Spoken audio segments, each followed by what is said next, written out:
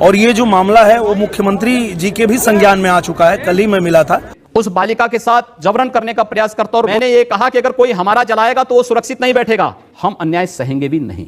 तो जी हाँ, नमस्कार दोस्तों। इस वक्त की बहुत बड़ी खबर निकल के आ रही है कि हमारे भोजपुरी इंडस्ट्री के माने जाने कलाकार एंड आजमगढ़ के सांसद दिनेश लाल यादव ने आकांक्षा दुबे के सपोर्ट में कर दिया है बहुत ही बड़ा ऐलान। और साथ ही आपको बता दूं कि उत्तर प्रदेश के मुख्यमंत्री योगी आदित्यनाथ के पास भी यह खबर पहुंच गई है कि आकांक्षा दुबे के साथ एक अपराधी ऐसा करके फरार हो गया है।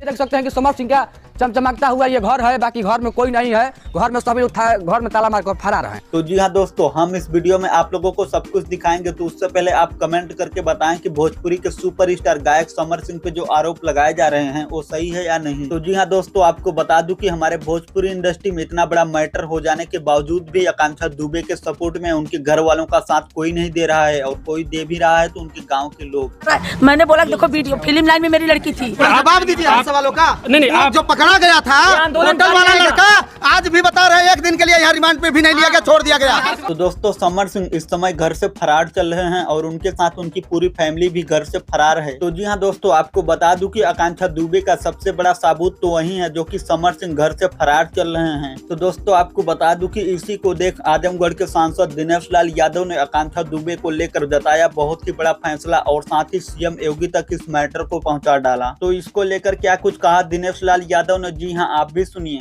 कुछ नहीं हुआ, उनकी मां लगातार बोल रही है कि समर सिंह और संजय सिंह है उसका कातिल है, लेकिन अभी कुछ नहीं हुआ सर। हाँ, सब हो रहा है, जांच हो रही है और उसमें थोड़ा समय लगता है। तो उसी तरह से उस घटना से संबंधित जितने लोग हैं उनके मोबाइल को पुलिस खंगाल रही है, और जो भी है वो दूध का दूध पानी का पानी आपके सामने हो जाएगा। क्योंकि ये मुख्यमंत्री योगी आदित्यनाथ की सरकार है, और आपको लगता है कि अपराध करके यहाँ कोई बच जाएगा तो आप बहुत धोखे में हैं। तो दोस्तों, आपको बता दूं कि इतनी बड़ी बात सुनने के बाद क्या कुछ कहा सीएम योगी ने, देखिए आप इस वीडियो में।